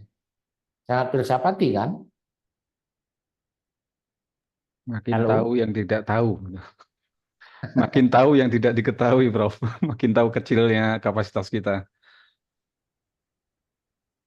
Kalau baru belajar taekwondo, itu pulang dari latihan itu pun bila perlu tiang pun dia tendang gitu ya toh. Baru latihan itu. Tapi begitu dia udah ban hitam, ban merah, wah dia semakin hati-hati. Orang pukul pun dia diam dulu gitu kan. Jangan-jangan Nah, lebih jago gitu. begitu terancam nyawanya, dia pakai alat bela diri itu untuk menjaga nyawanya kan gitu kan. Gitu, bukan untuk menguasai terminal misalnya gitu ya. Itu ya. Jadi ini luar biasa menurut saya pendapat beliau ini. Jadi artinya apa? Pernyataan ini sebenarnya mencerminkan prinsip Sokratik ya yang mendalam. Ya, minimal ini menyoroti dua hal tentang kesadaran diri ya. Seiring kita belajar lebih banyak, kita menyadari betapa luasnya pengetahuan yang belum kita capai. Ya inilah bentuk kerendahan hati intelektual gitu kan ya. Lalu ketidakberinggaan pengetahuan, kita tahu pengetahuan ini luas sekali. Kita tahu sedikit, orang mungkin lebih banyak, gitu kan ya. Jadi setiap jawaban kita ya seringkali muncul pertanyaan baru muncul.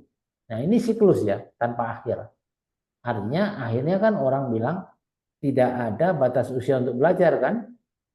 Itu di S3 ini ada loh nanti yang mau kuliah umur 70 tahun. Gus siapa ini? Orang PBNU. Udah saya wawancara juga. Nanti di B5, B6. Saya juga bingung loh, Pak. Ini dia dosen LB kita, dosen luar biasa di Ciputra, ngajarin tentang apa itu yang kalau MUI itu sering membuat bisnis halal. Nah, dia ahlinya tentang halal, produk halal.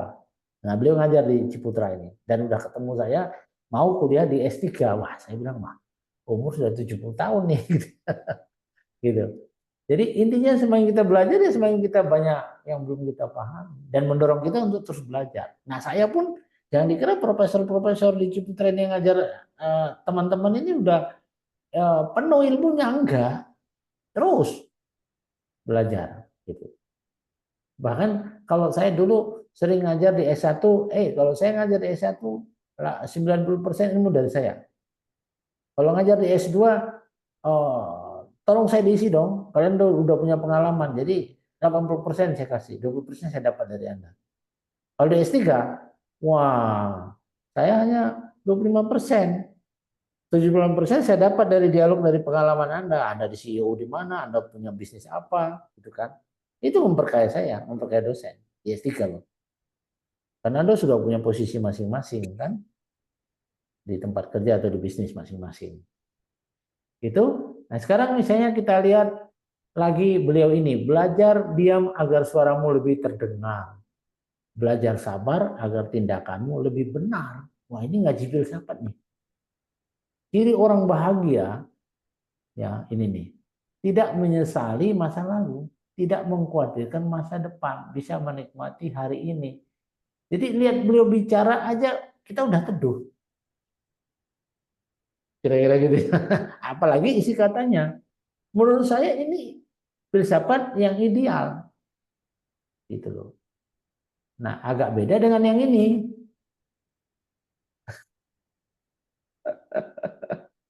Iya kan? Setiap ada podcast bikin gaduh sampai tegar mau pukul-pukulan, dipertontonkan se-Indonesia. Halo? Iya. Gimik itu, Prof. Ya.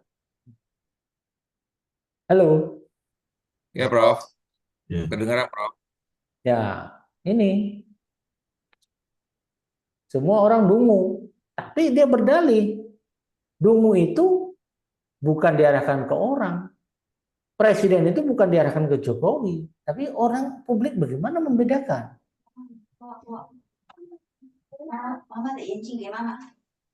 Ya toh, bagaimana membedakan seorang presiden yang melekat dengan seorang namanya Jokowi misalnya gitu, kan sulit.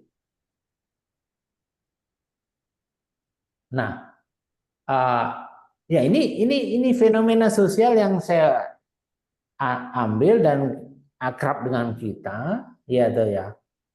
Dan orang juga menyaksikan beliau profesor atau tidak, gitu-gitu ya.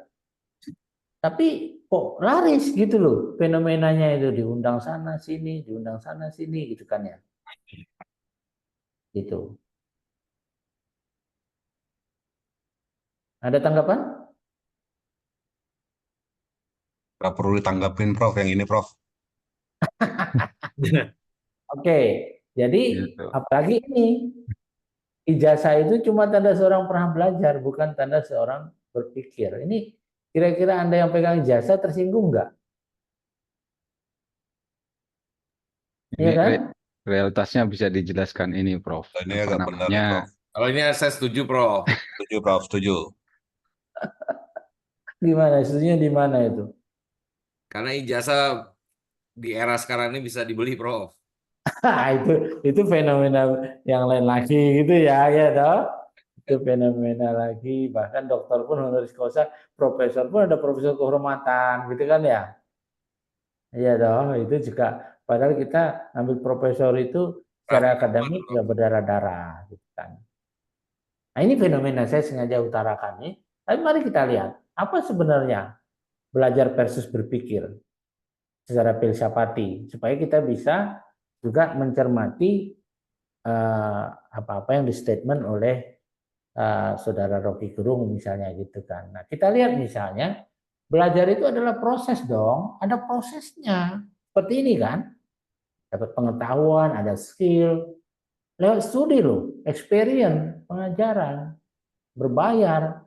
Ijazah itu bukti seorang telah melalui proses itu gitu loh. Kan begitu. Ya, kecuali yang beli tadi loh ya, itu beda ya kan. Nah, berpikir itu apa? Melibatkan proses mental yang lebih kompleks. Menganalisis, menilai, mengembangkan ide-ide baru. Berpikir juga bagian loh dari proses belajar. Tetapi berpikir kritis dan kreatif itu skill yang berkembang lewat pengalaman dan praktek gitu kan. Lalu bagaimana kita membedakan belajar dan berpikir ya? Belajar itu terjadi tanpa berpikir mendalam, bisa. Contoh menghafal tanpa memahami itu belajar. Nah, itu kena di situ. Kalau berpikir perlu pemahaman, melibatkan pengetahuan yang dipelajari. Anda nanti kan mendesain disertasi pasti berpikir dong. Sehingga saya pribadi nggak setuju statement itu. Argumentasi saya apa? Ijazah memang menunjukkan bahwa seorang telah belajar. Tetapi ketika ia memperoleh ijazah, pasti memerlukan berpikir kritis, analitis, kreatif.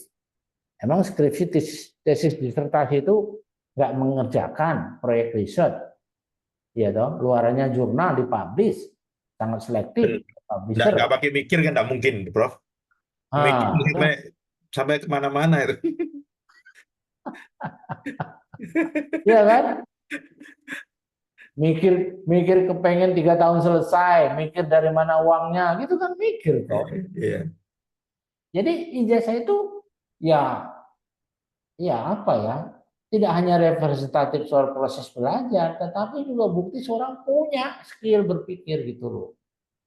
Nah itu sedikit aja ya. Saya udah galau juga sih kalau ngomong-ngomong di mana-mana seperti itu. Wah ini apalagi mengatasnamakan akademisi gitu ya. Itu boleh aja kita pro kontra gitu kan ya. Nggak apa-apa. Itu ya. Nah berpikir radikal tadi yang disinggung tadi itu tidak pernah terpaku hanya dalam satu fenomena, suatu intensitas tertentu gitu kan ya. Berusaha menemukan rediknya dalam seluruh kenyataan gitu, memperjelas realitas gitu kan ya. Jadi tetap pemahaman akar realitasnya, bukan hendak mengubah, membuang atau menjungkir balikan sesuatu, enggak. Itu berpikir radikalnya orang filsuf sebenarnya. Gitu. Dia ingin mengutarakan realitas yang ada gitu. Kenapa sih ada orang misalnya gini, yang wajar kaya di Indonesia ini adalah orang-orang yang bekerja di sektor pertanian dong. Kan gitu ya. Tapi kenapa miskin? Ada apa? Sehingga muncul istilah kemiskinan struktural. Orang dimiskinkan karena sistem gitu ya. Rakyat dimiskinkan karena tidak berpihak kepada sektor pertanian gitu kan ya, karena bibit susah, pupuk susah misalnya gitu ya, transportasi mahal di sektor pertanian gitu ya. Itu. Lalu radikal dan radikalisme ini saya tadi udah singgung sebenarnya beda dia. Kalau radikalisme itu mengarah kepada gerakan yang ekstrim gitu. Jadi isme itu pahamnya. Nah sekarang filsafat juga mencari asas. Pernah dengar ya taat asas dan sebagainya. Nah ini ya yang paling hakiki dalam realita. Filsuf Yunani bertanya begini, tidakkah di balik keanekaragaman alam semesta maksudnya hanya ada suatu asas?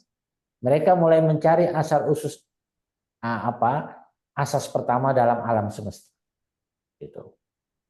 Saya ingat Gus Dur, almarhum Gus Dur waktu ramai sekali konflik-konflik antar agama, Gus Dur bilang, halo, sebelum ada agama di Indonesia ini, semua kita ini tidak beragama. Animisme. Waktu animisme di desa-desa itu tidak mempersoalkan perbedaan agama, tapi kok bisa bersatu di desa itu. Di kota juga. Tapi begitu agama datang, jadi persoalan muncul. Nah itu kan artinya Gus Dur melihat kalau ada problem di bangsa ini yang kompleks, kalau di dalam pendekatan agama tidak tercapai, back to basic ke masalah sebelum ada agama ya culture budaya gotong royong waktu itu tidak saling tahu siapa, tidak mempersoalkan lah agama dan suku gitu kan ya, seperti itu. Nah itu asasnya di situ ya. Saya lanjut aja. Nah mencari asas pertama berarti juga berusaha menemukan sesuatu yang menjadi esensi realitas. Gitu kan. Kenapa misalnya kita satu keturunan aja bapak ibu anak 5 gitu ada anak 3 gitu ya dalam perkembangannya selalu masalah. Apalagi rebutan harta sampai ke ranah hukum misalnya. Nah orang-orang filsafat biasanya mengingatkan, kamu satu batang loh ya. Kenapa kok sekarang jadi tengkar seperti ini? Kan begitu ya. Dulu papamu, mamamu 10 anak bisa dia ladeni. Begitu papamu, mama nggak bisa apa-apa, 10 anak belum tentu bisa meladeni papa mama yang cuma 2 orang itu misalnya gitu. Itu ya. Itu memang yang hakiki. Lalu filsafat itu juga memburu kebenaran, dia terlalu mencari terus kebenaran itu, ya. Yang kebenaran yang tentu yang dapat dipertanggungjawabkan. Gitu. Bapak Ibu silakan kalau ada sesuatu yang mau dikomentari ya. Ini kebenaran diburu, yang mencari kejelasan. Ya, itu salah satu lahirnya filsafat adalah keraguan, ilmiah banget. Jadi kalau saya sering bilang ada masuk, Prof, saya kok ragu ya tentang riset ini. Oh, itu sudah ilmiah tuh. Awalnya Anda ragu itu ya sangat ilmiah gitu kan. Jangan langsung percaya gitu kan ya. Dan seterusnya, ini bisa dibaca lah ya. Nah, berpikir rasional, eh, eh, ya ini berpikir rasional berarti logis, ya, etis dan kritis. Seringkali kan banyak orang sekarang ini dia bukan ahli hukum, tapi logika hukumnya jalan. Logika hukumnya, tanya pasal-pasalnya nggak ngerti. Nah, ini rasional, ya. Jadi ini berpikir rasional seperti ini skemanya. Lalu juga rasional itu berarti sanggup menarik kesimpulan dan mengambil keputusan yang tepat dan benar dari premis-premis yang digunakan. Jadi waktu awal-awal rekan-rekan saya terima untuk wawancara, saya hanya lihat ini aja sebenarnya. Framework berpikirnya, critical thinkingnya, oh ini layak untuk bisa sukses S3 di Ciputra selama 3 tahun gitu kan ya. Ya, tanpa berpikir rasional maka tidak mungkin dong ada kebenaran yang bisa dipertanggungjawabkan. Nah, filsafat sebagai metode berpikir, saudara ya. Jadi itu ya saya rasa dengan apa yang saya ungkapkan beberapa slide tadi udah bisa disimpulkan bahwa aktivitas berpikir itu ya mencerna, menganalisis, ya menalar, merenungkan gitu kan untuk mengembangkan sebuah ilmu dalam kebutuhan peradaban ke depan. Perkembangan ilmu pengetahuan ya seperti ini, dalam perkembangannya pasti terus berkembang ya. Bayangkan kalau tidak ada pandemi tidak akan ada orientasi bisnis online, kuliah online, itu kan semua dipacu dulu oleh kondisi yang pandemi COVID itu ya, dan semua mulai udah terbiasa lah gitu kan. Dan bahkan mungkin pemerintah pun sudah menyetujui banyak hal tentang perkuliahan online gitu kan, tidak menjadi masalah. Kalau dulu kan apa yang didapat lewat kuliah online gitu kan. Nah, terakhir ini sesi terakhir ini slide terakhir, kalimat bijak para filsuf ini ya. Socrates menyatakan kehidupan tidak direfleksikan tidak layak untuk dijalani kan gitu. Artinya selalu hidup itu layak apapun siapapun dia kira-kira gitu ya. Aristoteles mengatakan kebahagiaan itu tergantung pada diri kita sendiri. Jadi jangan kita itu merasa kecewa selalu kepada orang lain ya, kapan bahagianya gitu kan ya. Plato menyatakan kebajikan adalah hasil pengetahuan. Mereka yang tahu yang benar akan bertindak dengan benar gitu kan. Di sini sehingga orang kadang-kadang udah dokter, sudah profesor kok bikin masalah lagi misalnya gitu kan. Tahu benar kok jalannya salah, korupsi lagi dan sebagainya. Itu jadi persoalan tersendiri ya. Kalau Descartes mengatakan aku berpikir maka aku ada. Tentu dong pada saat nggak berpikir kan ya masuk rumah sakit jiwa kan, nggak lagi sebagai orang gitu kan.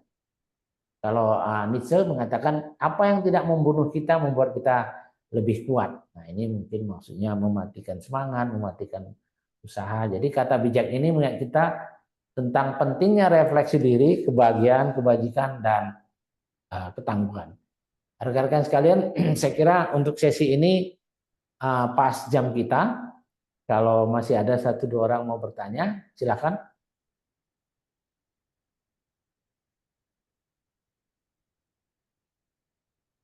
Bagaimana?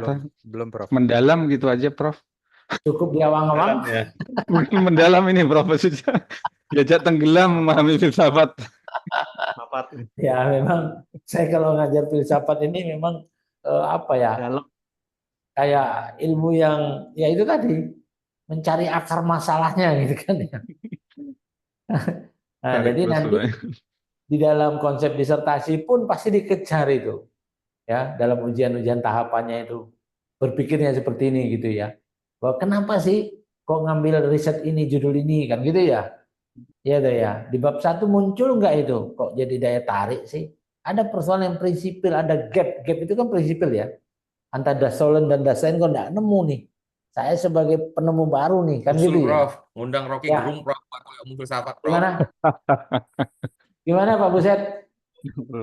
Usul ngundang Rocky Gerung untuk kasih kuliah umum filsafat, Prof.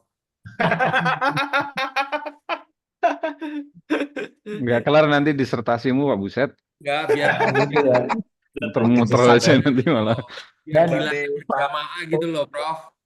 dan udah siap Disertasinya tawas jawabannya. 7 kali. Jadi udah siap nanti tanggapannya seperti yang saya siapkan tadi ya. Gitu.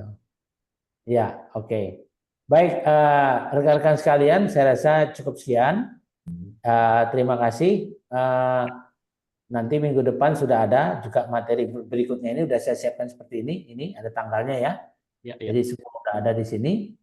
Silakan nanti teman-teman bisa pelajari juga sehingga kita bisa bisa lebih interaktif gitu ya kalau memang ada pertanyaan-pertanyaan. Baik, kalau tidak ada, saya sampaikan terima kasih. Sampai ketemu minggu depan ya. Dan selamat weekend untuk besok. Makasih, Prof. Terima kasih Banyak ya. tugas, Prof. Ya, thank you. Banyak Ya, tugas. Makasih ya, banyak. ya, Selamat makasih. sore. Terima kasih, Prof. Sore. Terima kasih, Sore. Prof. Makasih, Prof. Kita keluar ya. Ya, Thank you. thank you.